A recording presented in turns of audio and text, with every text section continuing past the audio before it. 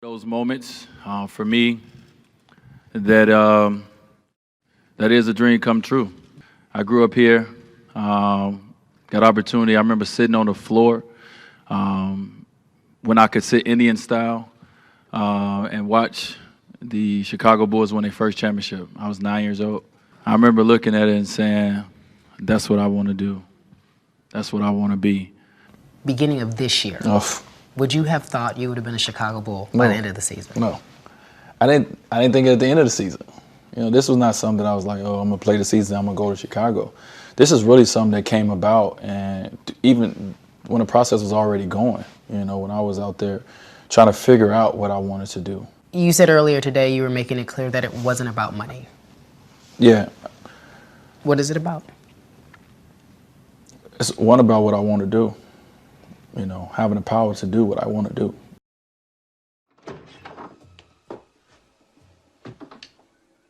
Of course you're uncertain, Cal. Naturally, so was I, till I met him. But now imagine, if you can, a life without uncertainty, freedom from doubt, the ability to choose, single-mindedness. One life from each of us, Cal, is all he asks.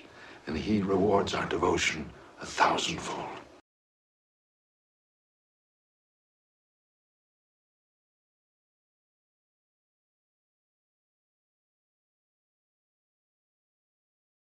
Having the power to do what I want to do. To have the power to control your own destiny. It's something amazing about that feeling.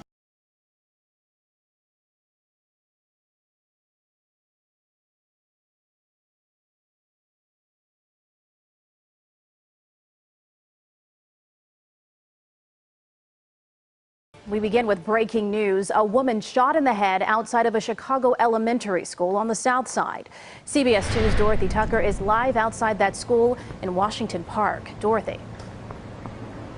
Where, Erica, the police are still here on the scene. We're still gathering information, but we are told that the 32-year-old mother was shot right outside of Dulles Elementary School, which is here in the corner of 63rd and Calumet. Now, police say it happened around 3:30 this afternoon. The woman was walking by the school pushing a stroller. She was walking with a man, and police say two men walked up to them and started shooting at the man. But the 32-year-old woman was hit in the head and the arm. The shooters, according to police, ran inside a nearby store. Friends say that relatives took the baby when the mother was rushed to the hospital. We just know she has 4 children, and she just moved in this area possibly about 4 months ago. She moved in this area, and I mean, it's just devastating right now. So we don't have any, we don't know what's going on right now. The family is at the hospital. Now, the woman was taken to Stroger Hospital. Police tell us that she has since passed away. Police still here investigating. 32-year-old Nakia Aldridge's connection with her famous cousin Dwayne Wade was a source of pride. She posted this family picture with hip-hop artist Common on her Facebook page from the NBA star's birthday party at his mom's Chicago home. But Friday, she was the one making headlines as one of Chicago's latest victims of gun violence. Police say the mother of 4 was pushing a stroller, walking to register her children at school Friday afternoon when 2 men opened fire, hitting her in the head and arm. They say she was not the intended target, but an innocent bystander.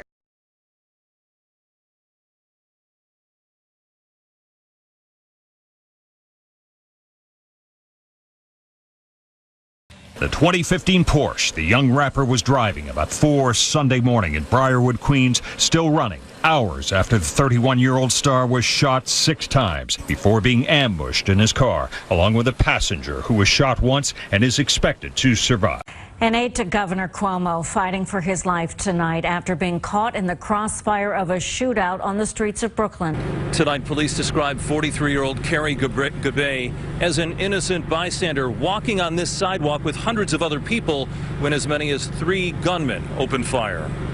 It happened during the overnight partying leading up to the West Indian American Day parade. Gunfire outside the Ebbets Field houses in Crown Heights. Carrie Gabay, an aide to Governor Cuomo, shot in the head. The NYPD says Gabay was walking with his brother along Bedford Avenue between Sullivan and Montgomery Streets when suspected gang members started spraying gunfire. At least 16 shots. Investigators say one gunman was shooting from the street, a second fired from the Ebbets Field patio, and Gabay was caught in the crossfire. Governor Cuomo's first deputy counsel was walking behind a float when in a split second, things changed. He was down. They shot in the skirmish. They always down. He shot when he was down. He was down. They shot in the skirmish. They always down. He shot when he was down.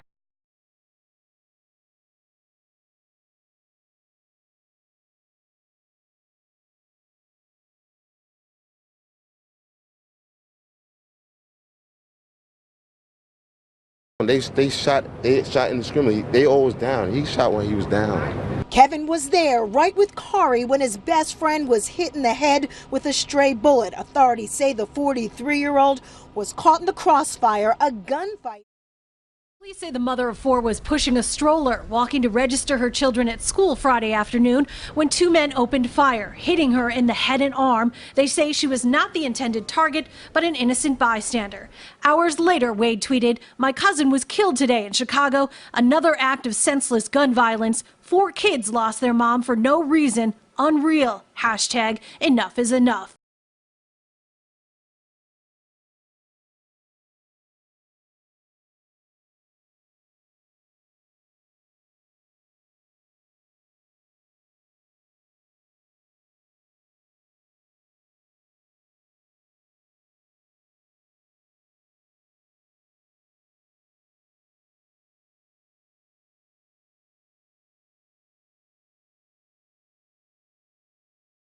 And his family's personal tragedy.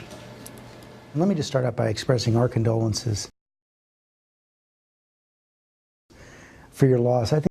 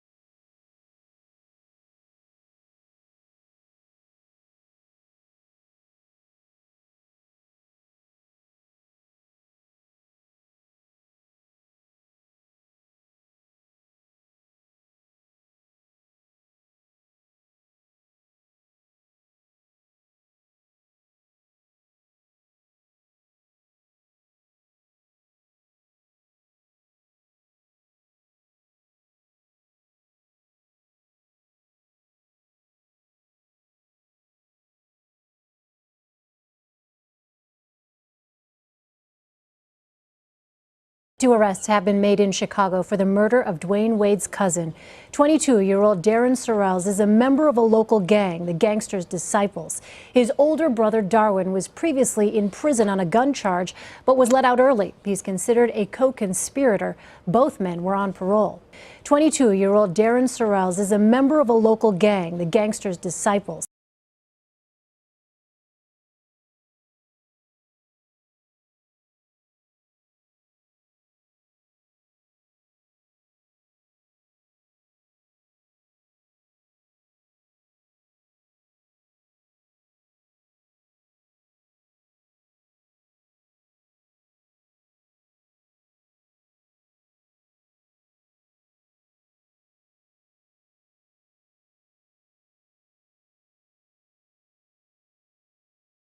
New since 5 o'clock, we have new video showing one of 32 suspected gang members arrested across the metro area.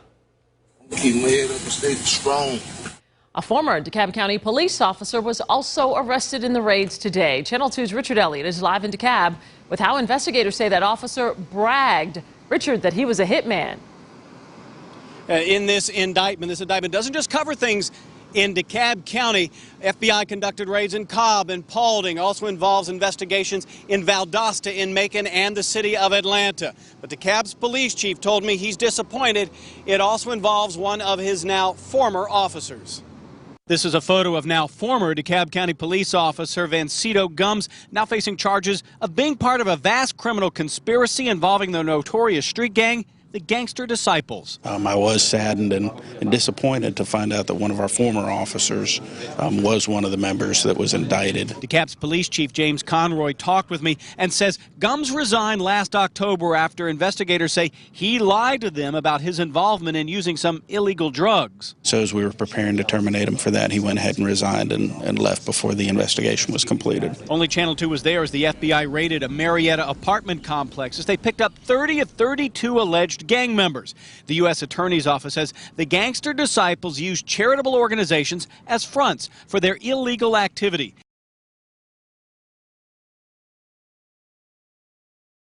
The U.S. Attorney's Office says the Gangster Disciples used charitable organizations as fronts for their illegal activity. And according to the indictment, Vancito Gumbs bragged that he was a hitman for the organization. We're finna get good, y'all.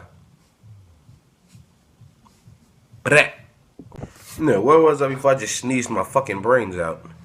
So, those the gangster sets. Now, I think I told you before how Minister Fontaine and Larry Hoover got cool when they was in jail.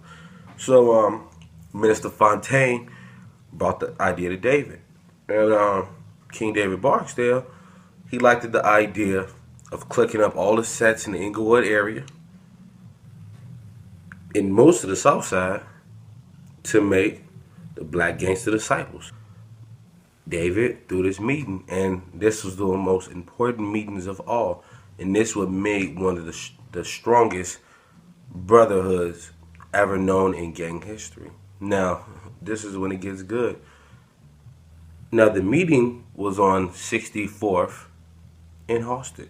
Now, for you to know the area, you like, yo, that's Kennedy King College.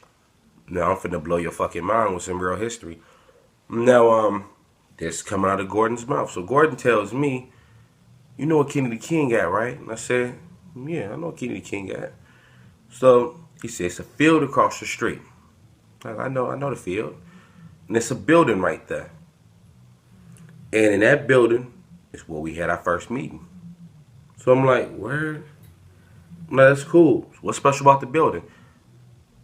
He showed me his ring. So I didn't pay no attention. I just looked at the ring like, get that thing out of my face, nigga. I want to see that shit. So I dipped. Now I went to go check the building out because I used to go to school at Kennedy King because I was going to take a GED course, but I got sidetracked, you should say. And it was a Masonic temple. The building, like, it haven't been touched in 20 years. Like, it's so old. It looks fucking raggedy, man. It's a big building. I mean, you could tell it got the old brick in it. When you look inside, you can't see shit. Like, the building looks totally deserted. It's spooky. I went back and talked to him like, yo, I went to it. Man, I think it's a Masonic temple. Then he showed me the ring again. He said, yeah, that's what it was. That's what it still is. Now, he's a Mason. Okay? Now, he tells me the rest of the story. So we had a meeting here. And I'm like, hold on. So how did the Black Gangster Disciples get to rent the building for the night? Like, who rents a building to different gangs? And you gotta remember, David was, his name hold weight. You know what I'm saying? He was the king of all kings. You understand? Larry Hoover, the chairman of the board.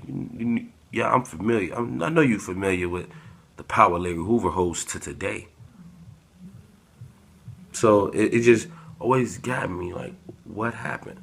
So I ended up asking him, was King David and Larry Hoover Masons at that age?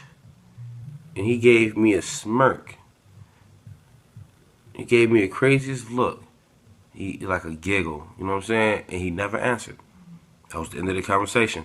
That's all he told me. You know what I'm saying? He told me stories, how they fought, how they used to rumble, they didn't use guns. If you did have a gun, they didn't have to use it. You know what I'm saying? A bunch of shit that niggas know. You know what I'm saying? We know what happened back then. But I just could not understand what was going on. And then I look at a lot of the symbols with the gang, as far as disciples and the people. And a lot of them comes from the Mason doctrine. And it really gets me. Some of the laws is in the Masons rule book. So I mean, it's good enough to say that BGD was started by Freemasons. I want to say to the brothers behind me and to the brothers out there in the YouTube world, you know what I'm saying, from Freedom Lodge #1, Grandmaster Aten Ray, you know, we pay homage to all the Grandmasters of 4-letter and 3-letter, and we stand in solidarity by saying that Rick Ross, William Wallace, is not in the order of Masonry, nor is he recorded to be a brother in any Masonic lodge, 4-letter or 3-letter lodge. So we understand some brothers from the Gangster Disciples got a problem with the fake Ross being an Illuminati or Masonry. Let's just get the understanding. If he's not even a Mason, he can't be in the Illuminati. So before any of us can say anything about Illuminati or Masonry, you have to know about that. But if he's not a Mason, he can't be in the Illuminati. The same way if you're not if you're a Skull and Bones, you got to go through Masonry. So we just like to say in solidarity to the Gangster Disciples that no, Rick Ross is not a Mason. So we just want to say that to y'all. I'm Abdulaziz, a Grandmaster of the Grand Lodge of Luxor here in Los Angeles, California. And with Freedom Lodge #1, we want to say that we don't want to have any kind of conflict with the Gangster Disciples because of Rick Ross' claim to be an Illuminati. We don't know him to be a Mason that has come through any Blue Lodge, and we don't know him to be a Mason that would be an Illuminati.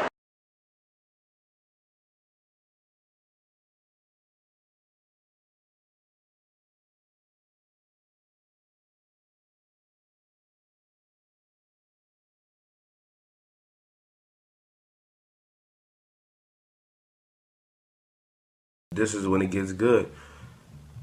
Now the meeting was on 64th in Halsted. 64th in Halsted. Still here on the scene, we're still gathering information, but we are told that the 32-year-old mother was shot right outside of Dulles Elementary School, which is here in the corner of 63rd and Calumet.